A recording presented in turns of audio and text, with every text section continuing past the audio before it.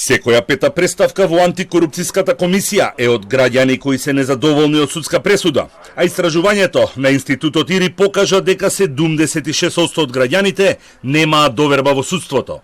За претседателот на Кривичниот суд Иван Џолев, вината за корупција лежи кај медиумите, бидејќи начинот на кој известувале ги поттикнувал граѓаните да нудат мито. Да се види дека корупцијата не е во судиите, во обвинителите, дека не бараат тие некој си награди за своето постапување, дека и самиот наш граѓанин на тој начин размислува и функционира. Има многу кои што го хранат, за да тој размислува на тој начин. Тука мислам и на медиумите. Го хранат нашиот граѓанин, го храбрува со наслови дека сме корумпирани. Он го храбрува дека само на тој начин, доколку понуди некаде пари, може да дојде до целта. За да се врати довербата кај граѓаните, потребни се резултати, а не зборови. Ова е заклучокот од дебатата која организираше антикорупцијската комисија околу овој проблем. Поранешната судика Маргарита Цаца Николовска смета дека се креира мислење дека сите судии се корумпирани, што не одговара на вистинската слика, бидејќи станува збор за изолирани случаи.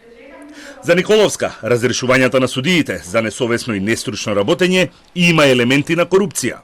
Ако некој судија има одредени позиции кои што се сомнителни, тие треба да се испитуваат. Корупцијата не е само пари.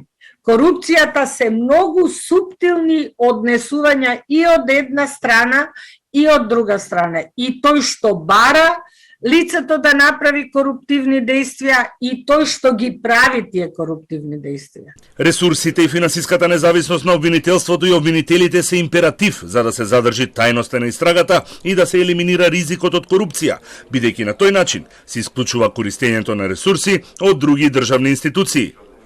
Праксата која беше воведена во СЈО е напуштена, а обвинителката Ленче Ристовска наведе и дека отсуството на транспарентност во работата доведува до влијание и притисоци. Постојат ресурси кои моментално се на располагање, меѓутоа воопшто не се користат.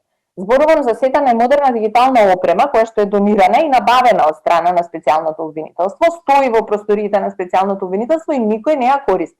Учесниците во дебатата потенцираа дека интегритетот на судиите, а со тоа и заштитата од евентуална корупција, зависи од заштитата која ја нуди системот и државата, како и од материјалните ресурси со кои располагаат.